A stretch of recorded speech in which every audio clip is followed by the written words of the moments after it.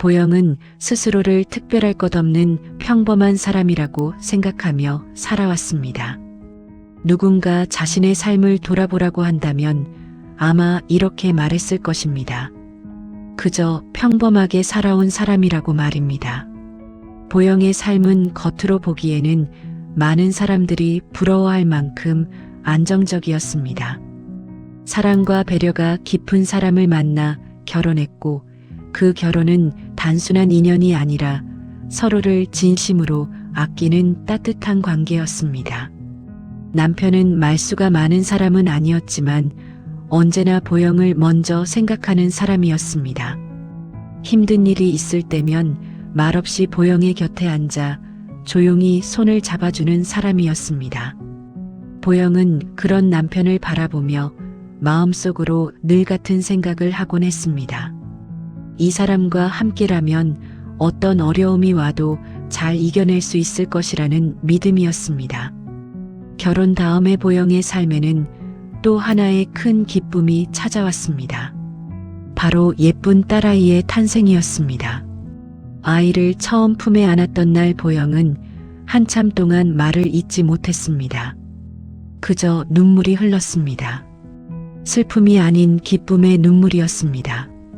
이 작은 생명이 자신의 삶에 이렇게 큰 사랑을 가져올 줄은 상상하지 못했기 때문입니다. 남편은 딸아이를 바라보며 조용히 말했습니다. 우리 셋이 행복하게 살자. 그 말은 단순한 인사가 아니라 하나의 약속처럼 느껴졌습니다. 그날 이후 보영의 삶은 많은 사람들이 꿈꾸는 평범한 행복 속에서 천천히 흘러갔습니다. 아침이면 남편은 출근 준비를 하고 보영은 딸아이를 돌보며 집안을 정리했습니다. 주말이면 세 사람은 손을 잡고 동네 공원을 걸었습니다. 딸아이는 아빠의 손을 잡고 뒤뚱뒤뚱 걸어 다녔고 남편은 그 모습을 보며 늘 웃음을 지었습니다. 보영은 그 모습을 바라보며 마음속으로 조용히 생각했습니다. 이 시간이 영원히 계속되었으면 좋겠다고 말입니다. 그녀는 그때까지 자신의 삶에 큰 시련이 찾아올 것이라고는 단 한 번도 생각해 본 적이 없었습니다. 그러나 인생은 우리가 준비하지 못한 순간에 갑자기 방향을 바꾸기도 합니다. 그날도 평범한 날이었습니다. 따뜻한 봄바람이 불던 날이었습니다. 남편이 갑자기 배가 아프다며 몸을 구부렸습니다. 처음에는 대수롭지 않게 생각했습니다. 잠깐 체했나 보다 싶었습니다. 그러나 통증은 점점 심해졌습니다. 남편의 얼굴이 점점 창백해졌습니다. 보영은 불안한 마음으로 남편을 응급실로 데려갔습니다. 응급실의 밝은 형광등 아래에서 보영은 설명하기 어려운 두려움을 처음으로 느꼈습니다. 병원 특유의 냄새와 빠르게 움직이는 의료진 그리고 들려오는 기계 소리들이 모든 상황을 낯설고 불안하게 만들었습니다. 검사가 끝난 뒤 의사는 보영을 따로 불렀습니다. 의사의 얼굴은 차분했지만 그 차분함이 오히려 더 무섭게 느껴졌습니다. 잠시 침묵이 흐른 뒤 의사는 조심스럽게 말을 꺼냈습니다. 남편분은 위암입니다. 보영은 그 말을 바로 이해하지 못했습니다. 그러나 이어진 설명은 분명히 들렸습니다. 이미 말기이며 암이 온몸으로 전이된 상태라는 이야기였습니다. 그 순간 보영의 귀에는 다른 말이 들리지 않았습니다. 의사는 계속해서 설명을 이어갔지만 보영의 머릿속에는 단 하나의 문장만 계속 맴돌고 있었습니다. 이미 말기입니다. 의사의 마지막 말은 더 잔인했습니다.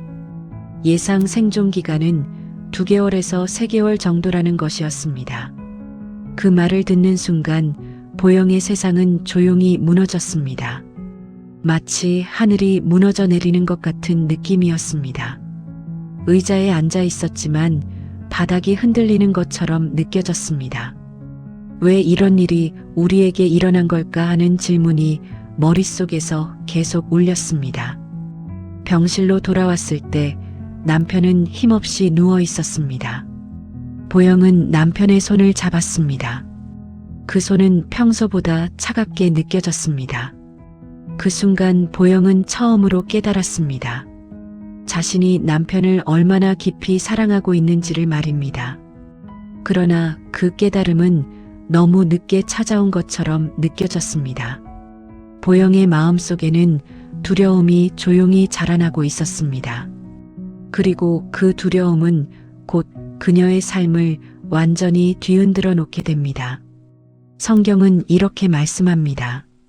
우리는 내일 일을 알지 못하나니 너희 생명이 무엇이냐 너희는 잠깐 보이다가 없어지는 안개니라. 야고보서 4장 14절. 그때의 보영은 이 말씀의 의미를 아직 알지 못했습니다. 그러나 곧 그녀의 삶은 이 말씀이 얼마나 깊은 의미를 가진 것인지 뼈저리게 깨닫게 됩니다. 그리고 그 고통의 한가운데에서 하나님은 조용히 보영을 만나기 시작하셨습니다. 병원에서 들었던 의사의 말은 보영의 머릿속에서 계속 맴돌고 있었습니다. 남편의 병은 이미 말기였고 온몸으로 전이된 상태라는 설명이었습니다. 예상 생존 기간이 2~3달 정도라는 말은 도무지 현실로 받아들여지지 않았습니다. 병실로 돌아온 보영은 한동안 아무 말도 할 수 없었습니다. 남편은 보영의 얼굴을 바라보며 조용히 물었습니다. 의사가 뭐라고 했어? 보영은 대답을 하지 못했습니다. 눈물이 먼저 흘러내렸기 때문입니다. 남편은 이미 어느 정도 상황을 짐작하고 있는 듯 했습니다. 그는 억지로 웃으며 말했습니다. 너무 걱정하지 마. 괜찮을 거야. 그 말은 보영을 위로하기 위한 말이었지만 보영의 마음은 더 무너져 내렸습니다. 병원 생활은 그렇게 시작되었습니다. 처음 며칠 동안은 시간이 어떻게 흘러가는지조차 알 수 없었습니다.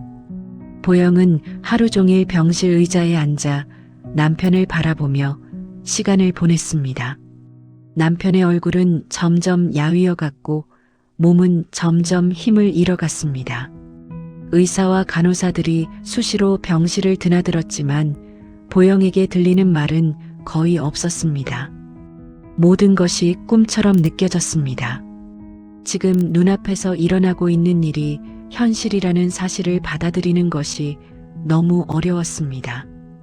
그러나 시간이 흐르면서 또 다른 어려움이 시작되었습니다. 바로 가족들 사이의 갈등이었습니다. 시댁에서는 치료 방법과 병원 선택 그리고 여러 가지 결정들을 빠르게 진행하려 했습니다. 하지만 그 과정에서 보영의 의견은 거의 묻히기 일쑤였습니다. 남편의 치료에 관한 중요한 결정들이 내려질 때에도 보영은 그 자리에 제대로 참여하지 못했습니다. 그저 다른 사람들이 하는 이야기를 듣고 따라야 하는 상황이 반복되었습니다. 보영의 마음은 점점 더 답답해졌습니다. 남편의 병만으로도 감당하기 어려운 상황이었는데 자신의 의견조차 말할 수 없는 현실이 보영을 더 지치게 만들었습니다. 남편이 점점 약해지는 모습을 지켜보는 일은 말로 표현하기 어려운 고통이었습니다. 보영은 밤마다 병실에서 남편의 숨소리를 들으며 잠을 이루지 못했습니다. 혹시라도 이 숨소리가 멈추지 않을까 하는 두려움이 계속 마음을 짓눌렀습니다. 시간이 흐를수록 남편의 상태는 더 나빠졌습니다. 식사를 제대로 하지 못했고 말하는 힘도 점점 약해졌습니다. 보영은 남편의 손을 잡고 가만히 앉아 있는 시간이 많아졌습니다. 그 시간 속에서 보영의 마음에는 수많은 생각들이 떠올랐습니다. 왜 이런 일이 우리에게 일어난 걸까? 조금만 더 건강하게 살 수는 없는 걸까? 딸아이는 아직 너무 어린데 앞으로 어떻게 해야 할까? 이 질문들은 끝없이 이어졌습니다. 어느 날 밤 남편은 힘없이 보영의 손을 잡으며 말했습니다. 보영아, 미안하다. 그 말은 보영의 가슴을 깊이 찔렀습니다. 보영은 울음을 참으며 대답했습니다. 미안하다는 말하지 마. 당신 잘못 아니야. 남편은 잠시 눈을 감았다가 다시 말했습니다. 딸 잘 부탁해. 그 말을 듣는 순간 보영의 마음은 더 이상 버틸 수 없을 만큼 무너져 내렸습니다. 남편의 말 속에는 이미 이별을 준비하는 마음이 담겨 있는 것처럼 느껴졌기 때문입니다. 며칠 뒤 남편의 상태는 급격히 나빠졌습니다. 의료진이 바쁘게 움직였고 병실의 분위기는 갑자기 긴장으로 가득해졌습니다. 보영은 병실 한쪽에서 그 모습을 바라볼 수밖에 없었습니다. 아무것도 할 수 없다는 무력감이 온몸을 짓눌렀습니다. 그리고 결국 그 순간이 찾아왔습니다. 남편의 숨이 멈춘 것입니다. 병실 안은 조용해졌습니다. 의료진이 마지막 확인을 하고 난 뒤 모든 것이 끝났다는 사실을 알게 되었습니다. 그러나 보영은 그 사실을 쉽게 받아들일 수 없었습니다. 남편이 세상을 떠난 순간에도 보영은 마음껏 울 수 없었습니다. 주변의 상황과 사람들 사이에서 자신의 감정을 표현하는 것조차 쉽지 않았기 때문입니다. 보영은 남편의 얼굴을 바라보며 그저 멍하니 서 있었습니다. 마치 시간이 멈춘 것처럼 느껴졌습니다. 사랑하는 사람을 잃는다는 것이 어떤 것인지 그 순간 처음 알게 되었습니다. 성경은 이렇게 말씀합니다. 수고하고 무거운 짐진 자들아 다 내게로 오라 내가 너희를 쉬게 하리라. 마태복음 11장 28절. 그러나 그때의 보영은 아직 이 말씀의 의미를 알지 못했습니다. 남편을 잃은 슬픔과 앞으로의 삶에 대한 두려움이 보영의 마음을 완전히 뒤덮고 있었기 때문입니다. 그리고 그 슬픔 속에서 보영의 삶은 더 깊은 어둠으로 들어가기 시작했습니다. 남편의 장례가 끝난 뒤에도 보영의 삶은 전혀 현실처럼 느껴지지 않았습니다. 모든 것이 꿈속에서 일어나는 일처럼 흐릿했습니다. 며칠 전까지만 해도 같은 공간에서 웃고 이야기하던 사람이 더 이상 이 세상에 없다는 사실을 받아들이는 것이 너무 어려웠습니다. 집으로 돌아온 첫날 밤 보영은 한동안 문 앞에 서 있었습니다. 현관문을 열면 남편이 소파에 앉아 있을 것 같은 느낌이 들었기 때문입니다. 그러나 문을 열자 집안은 너무 조용했습니다. 그 고요함이 보영의 가슴을 더 아프게 만들었습니다. 딸아이는 아직 상황을 제대로 이해하지 못했습니다. 아이는 종종 아빠를 찾았습니다. 아빠 언제 와? 그 질문을 들을 때마다 보영의 마음은 찢어지는 것 같았습니다. 보영은 아이를 안고 말없이 울었습니다. 남편이 떠난 뒤 보영의 삶은 마치 생명 없는 시간처럼 흘러갔습니다. 하루하루를 살아가고는 있었지만 그것이 진짜 삶인지 아니면 그저 시간을 버티는 것인지 구분하기 어려웠습니다. 보영의 마음 속에는 여러 감정이 뒤섞여 있었습니다. 남편을 지켜주지 못했다는 죄책감과 아무것도 할 수 없었다는 무력감 그리고 설명하기 어려운 억울함이 계속 마음을 짓눌렀습니다. 남편이 병원에 있을 때 중요한 결정들이 내려질 때마다 보영은 그 자리에 제대로 참여하지 못했습니다. 다른 사람들의 결정에 따라 상황이 흘러갔고 보영은 그저 바라볼 수밖에 없었습니다. 그 시간이 계속 떠올랐습니다. 조금 더 적극적으로 말했어야 했던 것은 아닐까 하는 후회가 머릿속에서 떠나지 않았습니다. 보영의 마음은 점점 더 지쳐갔습니다. 남편이 떠난 뒤에도 시댁과의 관계는 쉽게 정리되지 않았습니다. 서로의 감정이 엇갈리면서 작은 일에도 갈등이 생겼습니다. 그 갈등은 보영의 마음을 더 무겁게 만들었습니다. 슬픔을 나눌 사람을 찾고 싶었지만 현실은 그렇지 않았습니다. 오히려 보영은 혼자서 모든 감정을 감당해야 하는 상황이 많았습니다. 그럴수록 보영의 마음속에는 분노와 서운함이 쌓여갔습니다.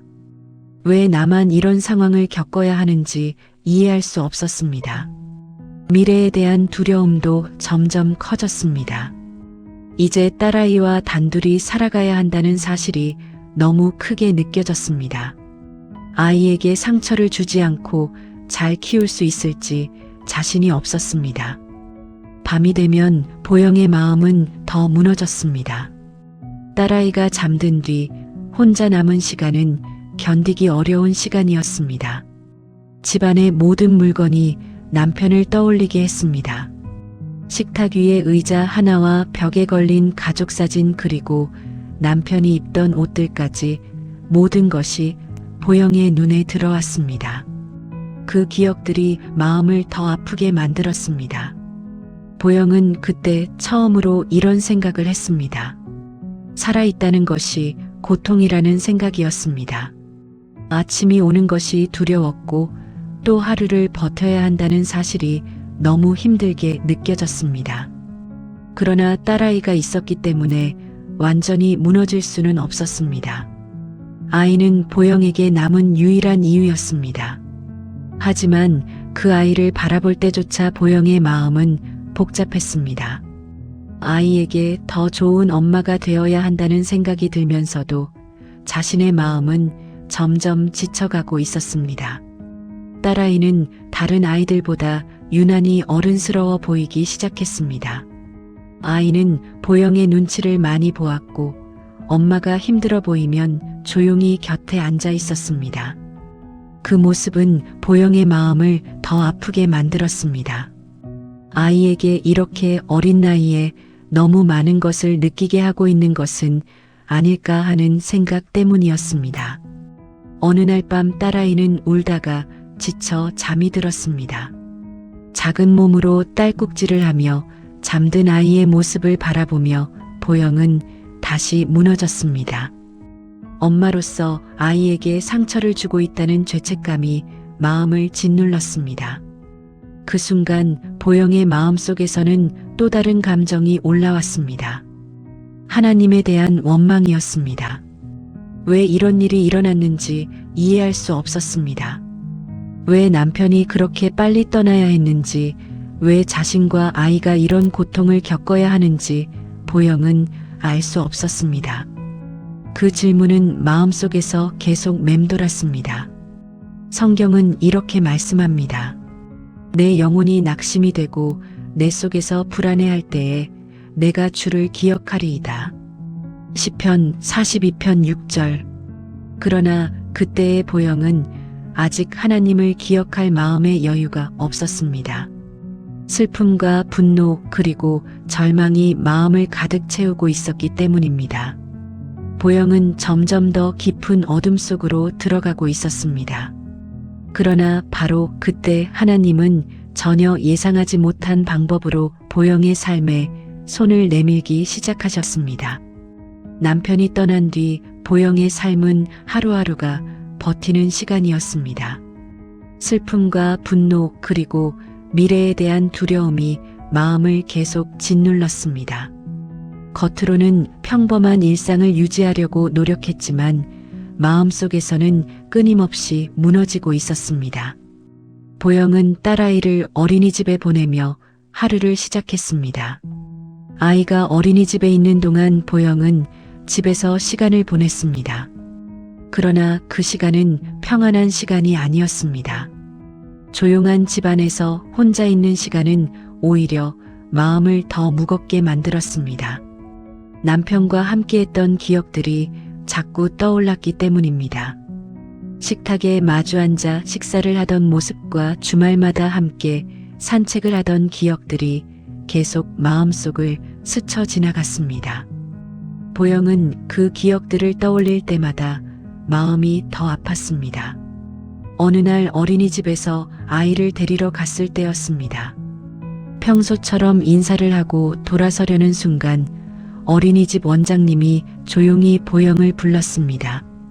원장님은 잠시 보영의 얼굴을 바라보더니 작은 안내문 한 장을 건넸습니다. 그 안내문에는 교회에서 열리는 새생명 축제라는 행사가 적혀 있었습니다. 보영은 처음에는 그 안내문을 무심하게 바라봤습니다. 교회에 가본 적이 거의 없었기 때문입니다. 특별한 기대도 없었습니다. 원장님은 조심스럽게 말했습니다. 힘들면 한번 가보세요. 마음이 조금 편해질 수도 있어요. 그 말은 짧았지만 보영의 마음에 조용히 남았습니다.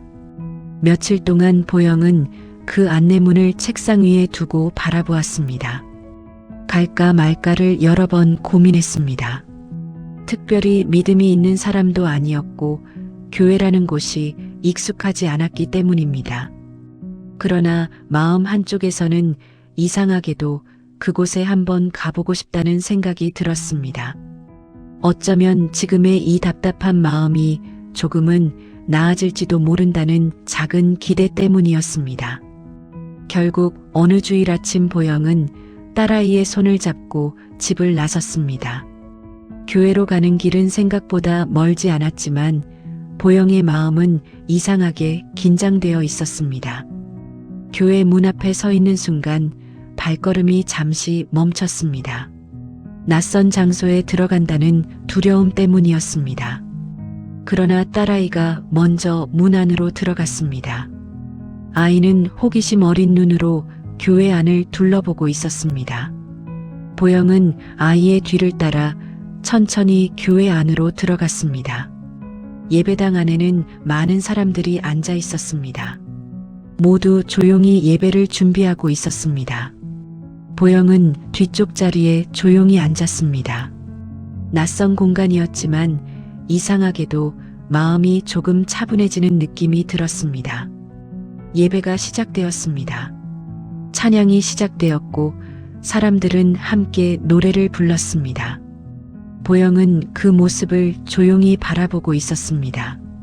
그리고 그 순간 갑자기 눈물이 흘러내리기 시작했습니다. 보영은 그 이유를 정확히 설명할 수 없었습니다. 단지 마음속 깊은 곳에 있던 무언가가 터져나온 것 같은 느낌이었습니다. 그동안 억눌러 왔던 슬픔과 분노 그리고 외로움이 한꺼번에 흘러나오는 것 같았습니다. 눈물이 멈추지 않았습니다. 보영은 얼굴을 가리고 한참 동안 울었습니다. 그때 마음속에 설명하기 어려운 따뜻함이 느껴졌습니다. 마치 누군가가 조용히 보영을 감싸 안아주는 것 같은 느낌이었습니다. 마음속 깊은 곳에서 평안이 올라오기 시작했습니다. 그 평안은 오랫동안 느껴보지 못했던 감정이었습니다. 남편이 떠난 이후 처음으로 마음이 조용해지는 순간이었습니다. 성경은 이렇게 말씀합니다. 평안을 너희에게 끼치노니 곧 나의 평안을 너희에게 주노라. 요한복음 14장 27절. 그날 보영은 이 말씀이 무엇을 의미하는지 조금 느낄 수 있었습니다. 예배가 끝난 뒤 보영은 한동안 자리에서 일어나지 못했습니다. 마음속에서 계속 눈물이 흐르고 있었기 때문입니다. 그날 이후 보영과 딸아이는 매주 교회를 찾기 시작했습니다. 예배를 드리러 가는 길이 조금씩 즐거워졌습니다. 딸아이도 교회에 가는 것을 좋아했습니다. 아이의 밝은 모습은 보영에게 작은 힘이 되었습니다. 보영은 그때 처음으로 생각했습니다. 어쩌면 하나님이 나를 여기로 부르신 것일지도 모른다는 생각이었습니다. 그러나 보영의 삶이 바로 평안해진 것은 아니었습니다. 여전히 갈등과 절망은 계속되었습니다. 그리고 그 절망은 다시 보영을 깊은 좌절 속으로 밀어넣게 됩니다.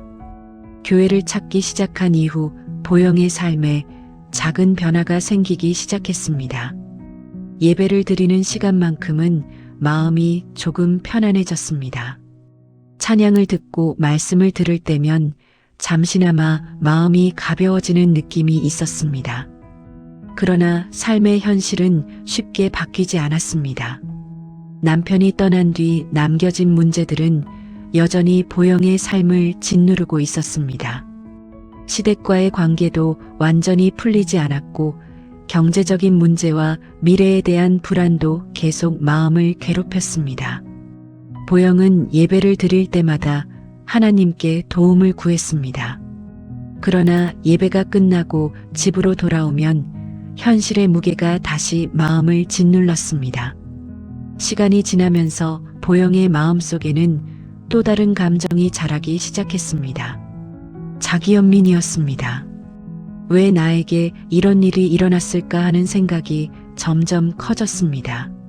남편이 떠난 고통과 앞으로의 삶에 대한 두려움이 마음속에서 계속 반복되었습니다. 보영은 점점 더 지쳐갔습니다. 몸과 마음이 모두 피곤해졌습니다. 작은 일에도 쉽게 화가 나고 마음이 불안해졌습니다. 특히 딸아이와 함께 있을 때 그 감정이 더 크게 올라오곤 했습니다. 딸아이는 아직 어린아이였습니다. 엄마의 마음을 완전히 이해할 수 없는 나이였습니다.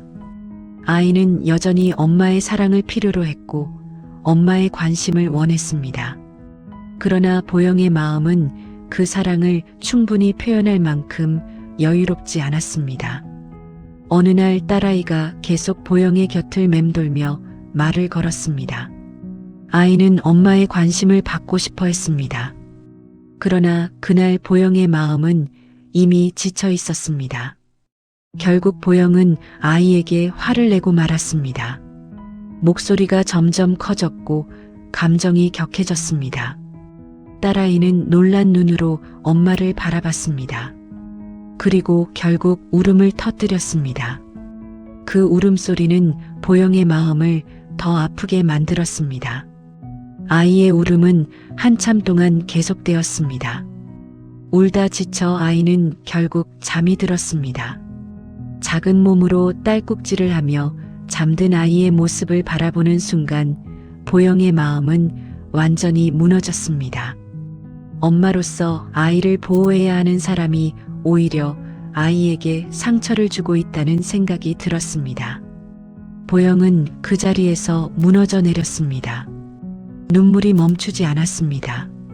그 순간 마음속에서 또 다른 감정이 올라왔습니다. 하나님을 향한 원망이었습니다. 왜 이런 삶을 살게 하셨는지 이해할 수 없었습니다. 왜 남편이 그렇게 빨리 떠나야 했는지, 왜 자신과 아이가 이런 고통을 겪어야 하는지 보영은 알 수 없었습니다.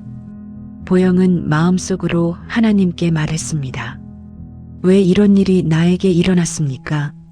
기도를 하고 교회를 다니기 시작했지만 마음속에서는 여전히 분노와 슬픔이 계속 올라왔습니다. 보영은 그때 하나님을 바라보는 것을 잠시 잊고 있었습니다. 슬픔과 자기연민이 마음을 가득 채우고 있었기 때문입니다. 성경은 이렇게 말씀합니다. 너희는 마음에 근심하지 말라 하나님을 믿으니 또 나를 믿으라. 요한복음 14장 1절. 그러나 그때의 보영에게 이 말씀은 아직 마음 깊이 들어오지 않았습니다. 슬픔과 분노가 너무 컸기 때문입니다. 보영의 삶은 다시 깊은 어둠 속으로 들어가고 있었습니다. 하지만 하나님은 그 어둠 속에서도 보영을 포기하지 않고 계셨습니다. 그리고 바로 다음 주일 하나님은 보영의 삶을 완전히 바꾸는 순간을 준비하고 계셨습니다. 딸아이에게 화를 내고 난 다음 날은 주일이었습니다. 보영은 교회에 가야 할지 한동안 고민했습니다. 마음속에는 죄책감이 가득했기 때문입니다. 어젯밤 딸아이에게 했던 행동이 계속 머릿속에서 떠올랐습니다. 엄마로서 해서는 안 될 행동을 했다는 생각이 보영의 마음을 계속 짓눌렀습니다. 그래도 보영은 딸아이의 손을 잡고 교회로 향했습니다. 발걸음은 평소보다 훨씬 무거웠습니다. 교회로 가는 길이 길게 느껴졌습니다. 예배당에 들어가 자리에 앉았지만 마음은 편하지 않았습니다. 죄를 지은 사람처럼 고개를 들 수 없었습니다. 찬양이 시작되고 사람들이 함께 노래를 불렀지만 보영의 마음은 그 찬양 속에 쉽게 들어가지 못했습니다. 예배가 진행되는 동안 보영의 마음 속에는 여러 감정이 뒤섞여 있었습니다. 슬픔과 분노 그리고 죄책감이 한꺼번에 올라왔습니다. 설교가 시작되었지만 보영의 귀에는 말씀이 잘 들어오지 않았습니다. 마음속에서 계속 한 가지 생각이 떠올랐기 때문입니다. 나는 왜 이렇게 살아가고 있는 걸까 하는 생각이었습니다. 보영의 눈에서는 눈물이 조금씩 흘러내리기 시작했습니다. 처음에는 조용히 흐르던 눈물이 점점 멈추지 않게 되었습니다. 마음을 붙잡고 있으려고 했지만 감정은 더 이상 참을 수 없는 상태가 되었습니다. 예배가 끝나기 전 보영은 결국 참지 못하고 고개를 숙인 채 울기 시작했습니다. 처음에는 작은 울음이었지만 곧 오열로 바뀌었습니다. 마치 그동안 마음속에 쌓여있던 모든 감정이 한꺼번에 터져 나오는 것 같았습니다. 슬픔과 분노 그리고 억울함과 외로움이 모두 섞인 눈물이었습니다. 보영은 한동안 울음을 멈출 수 없었습니다. 그때 누군가 보영의 곁으로 다가왔습니다. 교회에서 보영을 섬겨주던 집사님이었습니다. 집사님은 아무 말 없이 보영의 어깨를 감싸 안았습니다. 그리고 보영을 꼭 붙들어 주었습니다. 잠시 후 집사님이 조용히 말했습니다. 보영 자매님, 너무 걱정하지 말아요. 우리는 주님의 자녀입니다. 지금부터 함께 기도해요. 그 말은 보영의 마음 깊은 곳에 닿았습니다. 집사님의 손이 보영의 손을 꼭 잡았습니다. 그 순간 보영의 마음속에서 어떤 변화가 일어나기 시작했습니다. 지금까지 혼자라고 생각했던 마음이 조금씩 풀리기 시작했습니다. 집사님과 함께 기도를 시작했습니다. 보영은 처음으로 마음 깊은 곳에서 하나님께 말을 하기 시작했습니다. 예수님, 저는 너무 힘듭니다. 저는 너무 약합니다. 저를 도와주세요. 그 기도는 길지 않았습니다. 그러나 보영의 마음 깊은 곳에서 나온 진심이었습니다. 그 순간 보영의 마음속에 분명한 깨달음이 찾아왔습니다. 예수님께서 자신의 죄를 대신 지시고 십자가에서 죽으셨다는 사실이 마음속에서 분명하게 느껴졌습니다. 그리고 예수님이 죽음을 이기시고 다시 살아나셨다는 복음이 단순한 이야기가 아니라 진실이라는 확신이 생겼습니다. 보영은 마음 깊은 곳에서 예수님을 자신의 구세주로 받아들이게 되었습니다. 예수님을 믿고 마음속에 모시는 순간이었습니다. 성경은 이렇게 말씀합니다. 영접하는 자, 곧 그 이름을 믿는 자들에게는 하나님의 자녀가 되는 권세를 주셨으니. 요한복음 1장 12절. 그 말씀처럼 보영의 마음속에는 새로운 믿음이 자리 잡기 시작했습니다. 그동안 마음을 짓누르고 있던 죄책감과 절망이 조금씩 풀리는 느낌이었습니다. 기도를 마친 뒤 보영은 한동안 조용히 앉아 있었습니다. 마음속에서 설명하기 어려운 평안이 느껴졌기 때문입니다. 그 평안은 남편이 떠난 이후 처음 느끼는 깊은 평안이었습니다. 보영은 그 자리에서 마음속으로 결심했습니다. 이렇게 고통 속에서 삶을 낭비하며 살 수는 없다는 생각이 들었습니다. 나는 이제 주님의 자녀이며 하나님이 주시는 말씀과 사랑으로 살아가야 한다는 마음이 생겼습니다. 보영은 눈물을 닦고 자리에서 일어났습니다. 세수를 한 뒤 마음을 조금 가다듬었습니다. 그리고 유치부에 있는 딸아이를 데리러 갔습니다. 딸아이는 환한 얼굴로 엄마에게 달려왔습니다.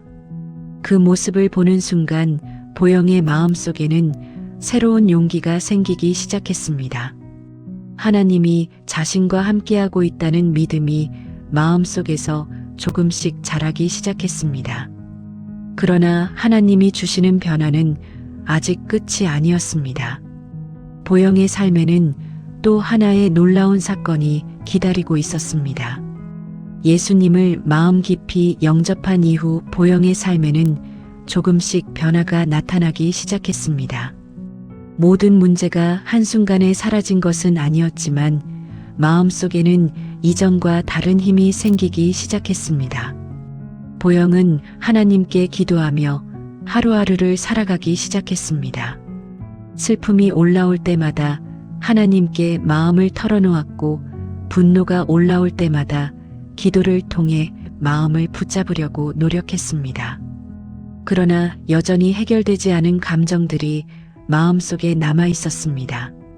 특히 시댁과 관련된 기억들이 떠오를 때마다 마음속 깊은 곳에서 미움과 서운함이 올라왔습니다. 보영은 그 감정을 쉽게 내려놓을 수 없었습니다. 그러던 어느 날 보영의 몸에 이상한 증상이 나타났습니다. 가슴뼈 주변이 계속 아프기 시작한 것입니다. 처음에는 단순한 통증이라고 생각했습니다. 가끔씩 생기는 증상이었기 때문에 며칠 지나면 괜찮아질 것이라고 생각했습니다. 그러나 통증은 점점 심해졌습니다. 숨을 들이쉴 때마다 가슴이 조여오는 느낌이 들었습니다. 하루 이틀 지나면 나아질 것이라고 생각했지만 통증은 일주일이 지나도록 계속되었습니다. 보영은 점점 불안해졌습니다. 혹시 또 다른 병이 생긴 것은 아닐까 하는 생각이 들었습니다. 남편이 병으로 세상을 떠난 기억이 있기 때문에 작은 증상도 크게 느껴졌습니다. 보영은 결국 병원을 찾아가기로 했습니다. 병원에 가기 전 보영은 하나님께 기도했습니다. 주님, 제 마음을 평안하게 해주세요. 분노와 미움 때문에 제 마음이 너무 힘듭니다. 숨을 쉬기 어려울 만큼 마음이 답답합니다. 저를 살려주세요. 그 기도는 절박한 기도였습니다. 보영은 병원으로 향했습니다. 병원 진료를 기다리며 의자에 앉아 있을 때 갑자기 익숙한 목소리가 들렸습니다. 어미야. 보영은 그 목소리를 듣고 놀라서 고개를 들었습니다. 그곳에는 시어머니가 서 계셨습니다. 보영은 예상하지 못한 상황에 순간 아무 말도 하지 못했습니다. 진료를 마치고 병실 밖으로 나왔을 때 시어머니는 여전히 기다리고 계셨습니다. 시어머니는 보영을 바라보며 조용히 말했습니다. 집에 잠깐 들렀다 가자. 보영은 잠시 망설였지만 결국 시어머니를 따라 집으로 향했습니다. 집에 들어가자 시어머니는 직접 밥을 차리기 시작했습니다. 보영은 그 모습을 조용히 바라보고 있었습니다. 잠시 후 식탁 위에는 따뜻한 밥과 반찬이 차려졌습니다. 보영은 오랫동안 느껴보지 못했던 따뜻한 분위기를 느끼고 있었습니다.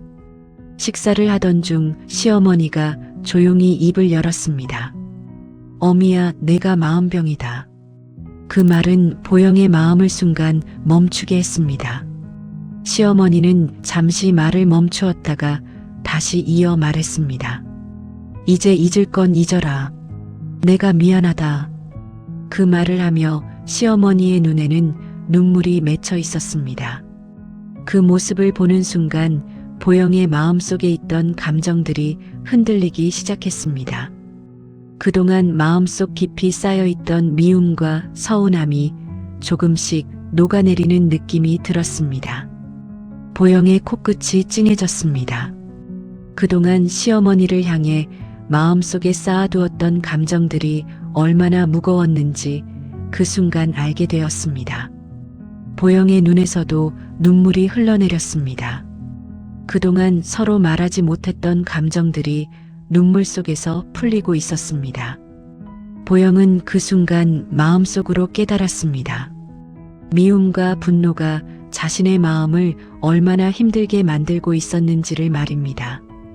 놀라운 일은 그 이후에 일어났습니다. 집으로 돌아온 뒤 보영은 문득 가슴을 만져보았습니다. 그동안 숨을 들이쉴 때마다 느껴졌던 통증이 사라져 있었기 때문입니다. 가슴이 전혀 아프지 않았습니다. 보영은 그 순간 하나님이 자신의 마음을 만지고 계신다는 생각이 들었습니다. 성경은 이렇게 말씀합니다. 서로 용서하기를 하나님이 그리스도 안에서 너희를 용서하심과 같이 하라. 에베소서 4장 32절. 보영은 그 말씀을 마음속으로 되새겼습니다. 하나님이 자신의 마음을 치유하고 계신다는 사실을 조금씩 느끼고 있었습니다. 그러나 하나님은 여기에서 멈추지 않으셨습니다. 보영의 삶에는 또 하나의 놀라운 일이 기다리고 있었습니다. 시어머니와의 눈물 어린 대화를 나눈 이후 보영의 마음에는 조금씩 새로운 평안이 자리 잡기 시작했습니다. 그동안 마음속 깊이 쌓여있던 미움과 서운함이 조금씩 풀리면서 숨을 쉬는 것조차 힘들게 만들던 답답함이 사라졌습니다. 가슴을 조여오던 통증도 더 이상 느껴지지 않았습니다. 보영은 그 변화가 단순한 우연이 아니라 하나님이 자신의 마음을 만지고 계신다는 느낌을 받았습니다. 시간이 조금 흐른 어느 날 아침이었습니다. 보영은 집에서 라디오를 켜두고 있었습니다. 평소처럼 집안일을 하면서 라디오에서 흘러나오는 방송을 듣고 있었습니다. 그날 라디오에서는 극동방송에서 진행하는 소망의 기도라는 프로그램이 방송되고 있었습니다. 진행자는 사람들의 기도 제목을 함께 나누며 중보 기도를 하는 시간을 가지고 있었습니다. 보영은 그 방송을 조용히 듣고 있었습니다. 사람들의 사연과 기도 요청이 이어졌습니다.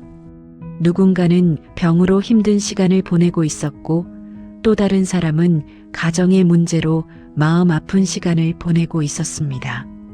그 사연들을 들으며 보영의 마음에도 여러 감정이 올라왔습니다. 그러다가 방송 진행자가 전화 연결을 받을 수 있는 시간을 안내했습니다. 보영은 잠시 망설였습니다. 전화기를 바라보며 고민했습니다. 내가 이 방송에 연결될 수 있을까 하는 생각이 들었습니다. 그러나 마음속에서는 이상하게도 전화를 걸어보고 싶다는 생각이 계속 올라왔습니다. 결국 보영은 조심스럽게 전화를 걸었습니다.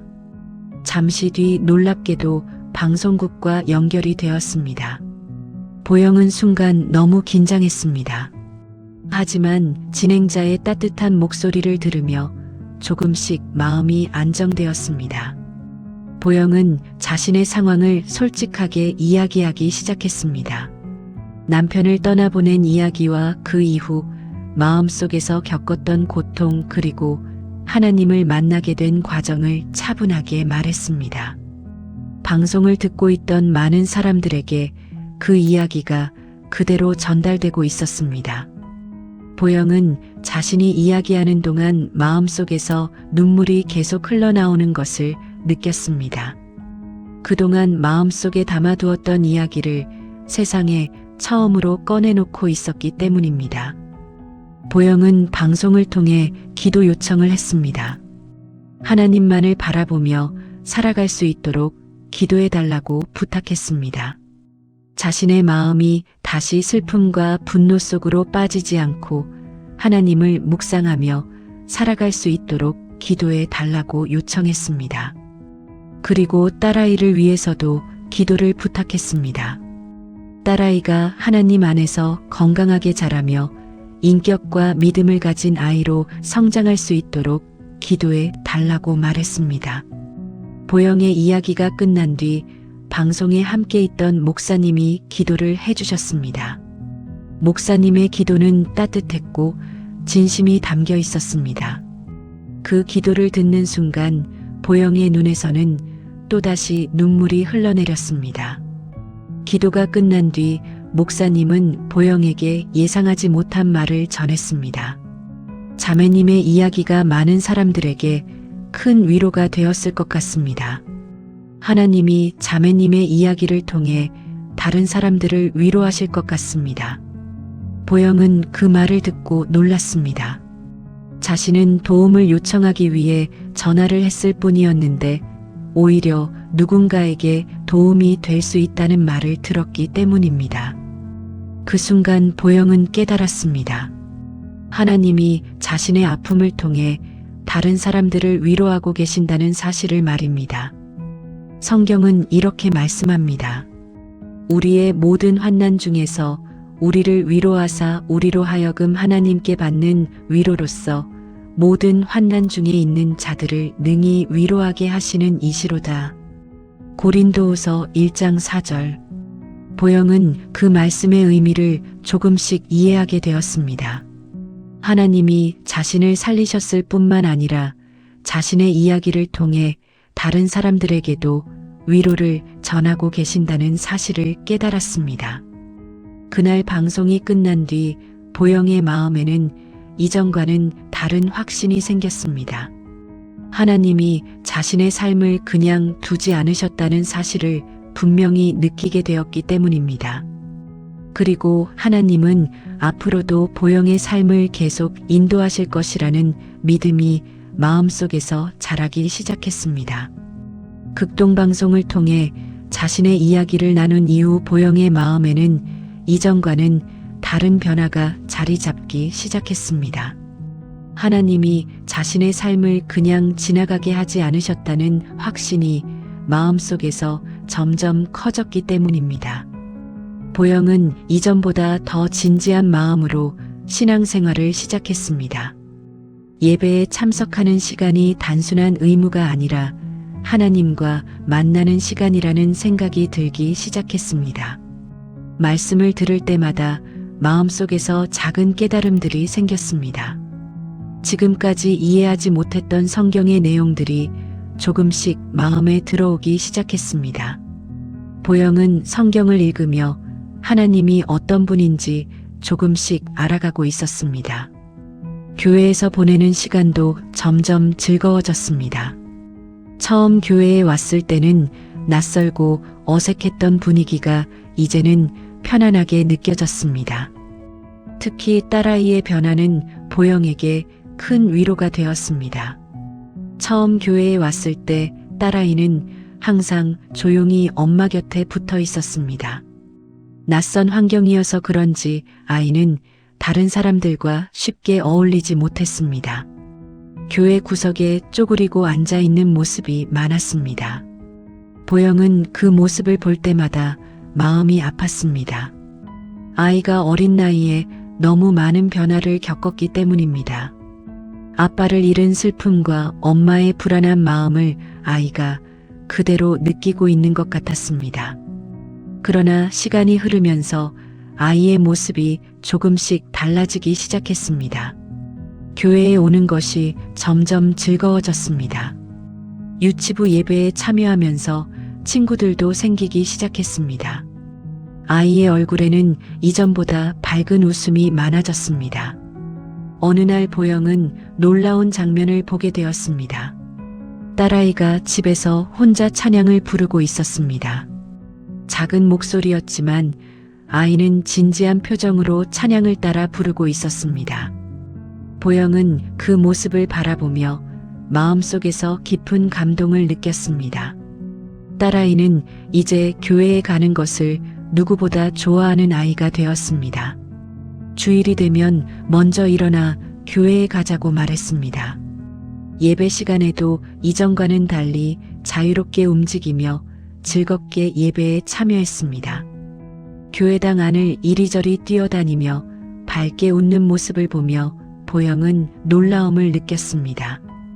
예전에는 현관문을 열고 밖으로 데리고 나가는 것조차 힘들었던 아이였기 때문입니다. 그 모습을 지켜보던 주변 사람들도 감탄을 하곤 했습니다. 아이에게 무슨 일이 있었는지 궁금해했습니다. 보영은 그때마다 하나님이 아이의 마음을 만지고 계신다는 생각이 들었습니다. 아이의 변화는 보영에게도 큰 힘이 되었습니다.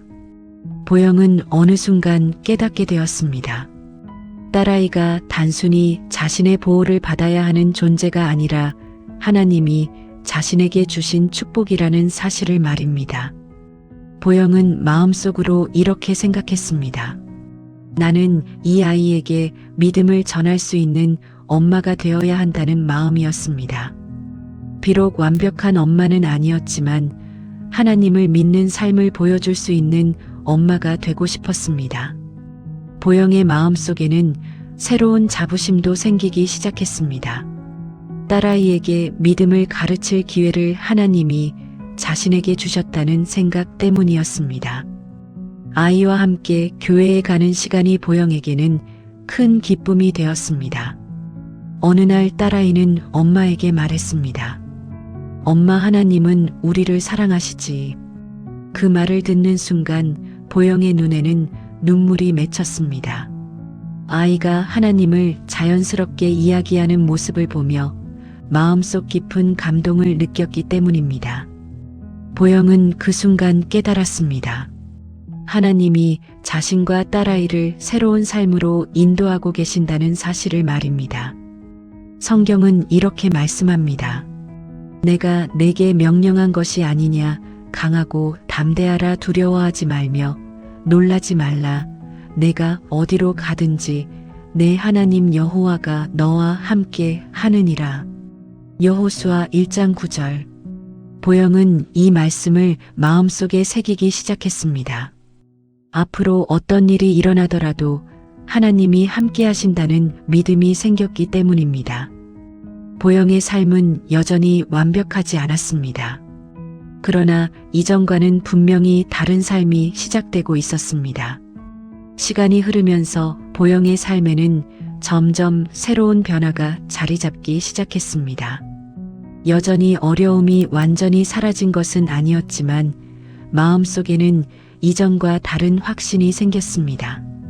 하나님이 자신의 삶을 인도하고 계신다는 믿음이 점점 깊어지고 있었기 때문입니다. 보영은 이제 예배 시간을 기다리는 사람이 되었습니다. 교회에서 말씀을 듣고 찬양을 부르며 하나님께 기도하는 시간이 삶에서 가장 소중한 시간이 되었습니다. 성경을 읽는 시간도 점점 늘어났습니다. 말씀을 묵상하면서 하나님이 어떤 분인지 조금씩 더 알아가고 있었습니다. 보영은 자신이 아직 많이 부족한 사람이라는 것을 잘 알고 있었습니다. 그러나 하나님을 알아가는 과정 자체가 삶의 큰 기쁨이 되고 있었습니다. 보영에게는 또 하나의 기대가 생겼습니다. 바로 세례를 받는 날이었습니다. 교회에서 세례 교육을 받으며 보영의 마음은 설렘으로 가득했습니다. 하나님을 믿는 신앙을 공식적으로 고백하는 순간을 기다리고 있었기 때문입니다. 보영은 그 시간을 생각할 때마다 가슴이 두근거렸습니다. 딸아이와 함께 교회에서 보내는 시간도 더욱 소중해졌습니다. 아이는 이제 교회에서 누구보다 활발한 아이가 되었습니다. 예배 시간에도 즐겁게 참여했고 친구들과도 잘 어울렸습니다.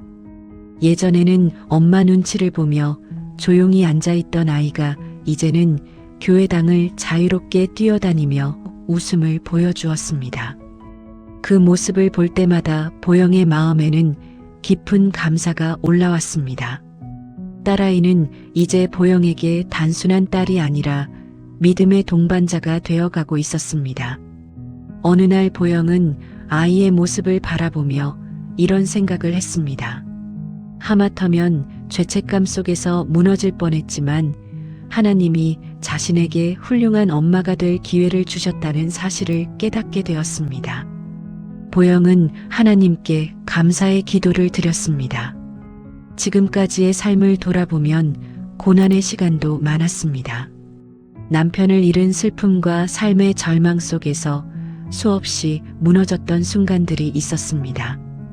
그러나 지금 보영은 한 가지 사실을 분명히 알게 되었습니다. 하나님이 자신을 포기하지 않으셨다는 사실입니다. 보영은 이제 하나님만을 바라본다는 말이 무엇인지 조금씩 알아가고 있었습니다. 삶의 어려움 속에서도 하나님을 향한 시선을 놓지 않는 것이 신앙이라는 사실을 배우고 있었습니다. 성경 말씀을 묵상하면서 보영은 또 하나의 중요한 깨달음을 얻었습니다. 하나님 안에서 자신의 정체성이 만들어지고 있다는 사실이었습니다. 성경은 이렇게 말씀합니다. 그런즉 누구든지 그리스도 안에 있으면 새로운 피조물이라 이전 것은 지나갔으니 보라 새 것이 되었도다. 고린도후서 5장 17절. 보영은 그 말씀을 마음속 깊이 받아들이기 시작했습니다. 이전의 삶은 지나갔고 하나님 안에서 새로운 삶이 시작되었다는 사실을 믿게 되었습니다. 앞으로의 삶에도 어려움이 찾아올 수 있다는 것을 보영은 알고 있었습니다. 고난이 완전히 사라진 삶은 아닐 것입니다. 그러나 보영은 더 이상 두렵지 않았습니다. 하나님을 향한 시선을 놓치지 않는다면 어떤 상황 속에서도 하나님이 함께 하신다는 믿음이 생겼기 때문입니다. 보영은 이제 마음속으로 이렇게 고백할 수 있게 되었습니다. 하나님이 함께 하신다면 어떤 어려움도 결국 지나갈 것이라는 믿음이었습니다. 보영은 자신의 이야기를 통해 다른 사람들에게도 같은 희망이 전해지기를 바라게 되었습니다. 혹시 지금 깊은 절망 속에 있는 사람이 있다면 자신처럼 하나님을 바라보기를 바랐습니다. 자기 연민과 두려움 속에 머무르지 말고 하나님께 마음을 열기를 간절히 바랐습니다. 예수 그리스도의 십자가 복음을 통해 새로운 삶을 경험하기를 기도했습니다. 보영은 마음속으로 이렇게 기도했습니다. 하나님이 사랑하시는 모든 사람들이 예수 그리스도를 믿고 구원의 기쁨을 누리게 되기를 간절히 바랍니다. 그리고 하나님 품 안에서 참된 평안을 경험하게 되기를 기도합니다. 보영의 삶은 완벽하지 않았지만 하나님을 만나면서 새로운 방향으로 흘러가고 있었습니다. 그 변화는 조용하지만 분명한 변화였습니다. 그리고 그 변화는 지금도 계속 이어지고 있습니다. 오늘 보영의 간증이 여러분의 마음에 작은 위로가 되었기를 바랍니다. 지금 삶이 힘들고 마음이 무너져 있다면 혼자 견디지 마십시오. 하나님은 지금도 우리의 눈물을 알고 계시고 우리의 기도를 듣고 계십니다. 이 간증이 마음에 와 닿았다면 구독과 좋아요로 더 많은 분들에게 위로가 전해지도록 함께 해주시기 바랍니다. 그리고 기도가 필요하신 분들은 댓글에 기도 제목이나 아멘이라고 남겨주세요. 제가 읽고 함께 기도하겠습니다. 하나님의 평안이 여러분과 함께 하시기를 바랍니다.